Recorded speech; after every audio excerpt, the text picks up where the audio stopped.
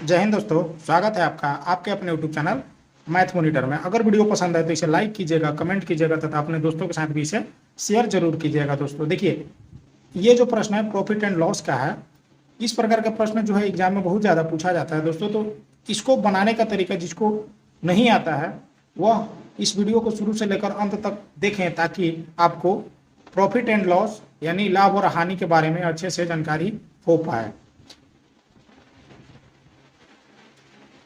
इस प्रकार के प्रश्नों को बनाना बहुत ही आसान होता है। इसका एक ट्रिक है।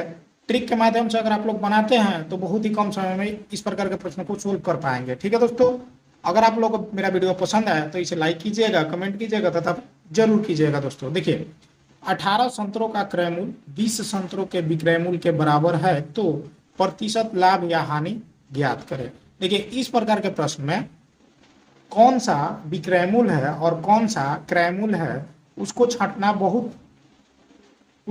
छांटने में बहुत ही परेशानी होती है।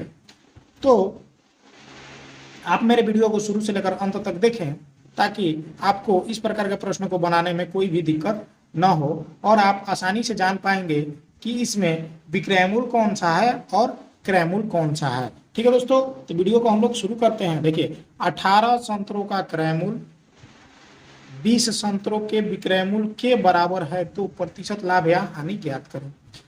देखिए, इस प्रकार के प्रश्न में सबसे पहले एक बार इस प्रश्न को पढ़िए। 18 संतरों का क्रय मूल्य, ठीक है।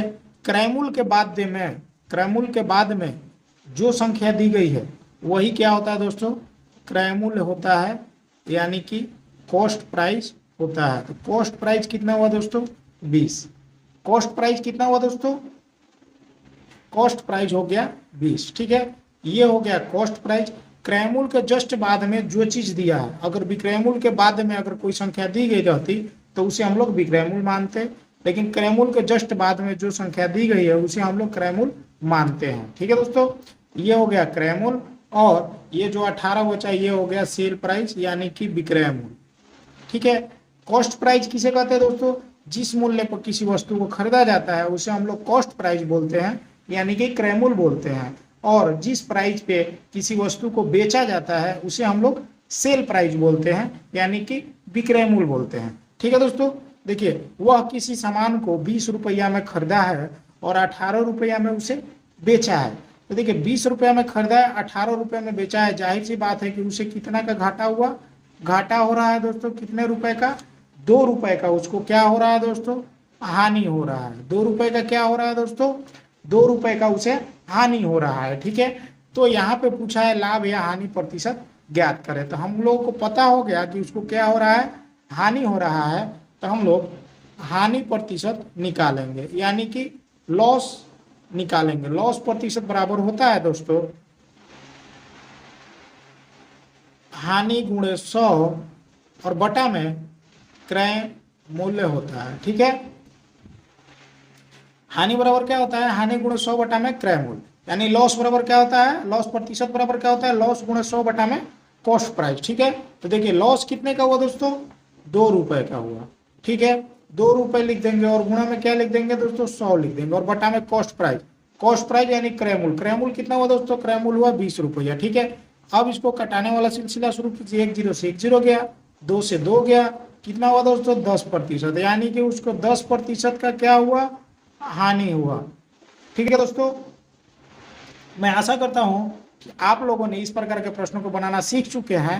तो इसी प्रकार के एक और प्रश्न को देखते हैं, ताकि आपके जो भी थोड़े बहुत डाउट हो वो सारे डाउट क्लियर हो जाएंगे। दोस्तों, अगर वीडियो पसंद आ रहा हो तो इसे लाइक जरूर कीजिएगा। देखिए दोस्तों, दूसरा प्रश्न है, 16 संतरों का क्रय मूल्य 15 संतरों के विक्रय मूल्य के बराबर है तो लाभ या हानि प्रतिशत ज्ञात करें। ठीक है दोस्तों, तो इसको भी बनाना बहुत ही आसान है। देखिए, सबसे पहले हम लोग क्या करेंगे? क्रय मूल्य के पास में जो संख्या दी गई है उसे हम लोग क्रय मूल्य लिख देंगे। क्रय मूल्य कितना हुआ दोस्तों? 15 रुपया। और सेल प्राइस कितना हुआ दोस्तों?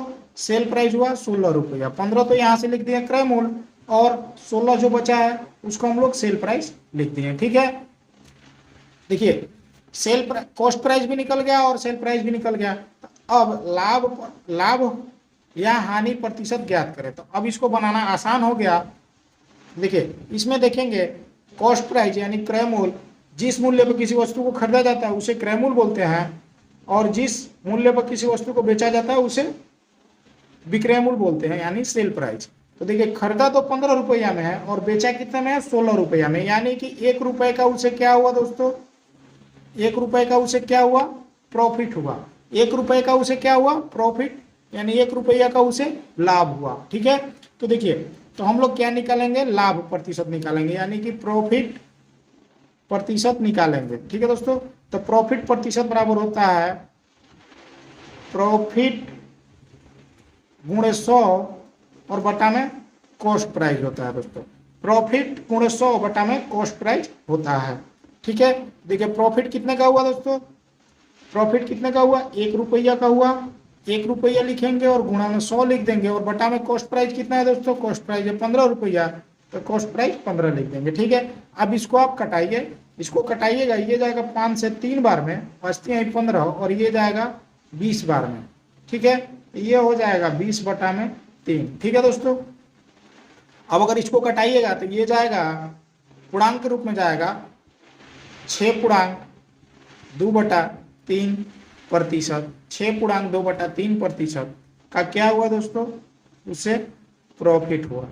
ठीक है, मैं आशा करता हूं कि आप लोगों ने इस प्रकार के प्रश्नों को बनाना सीख चुके हैं। तो इसी प्रकार का वीडियो देखने के लिए मेरे चैनल को सब्सक्राइब कर लें, ताकि आपके जितने भी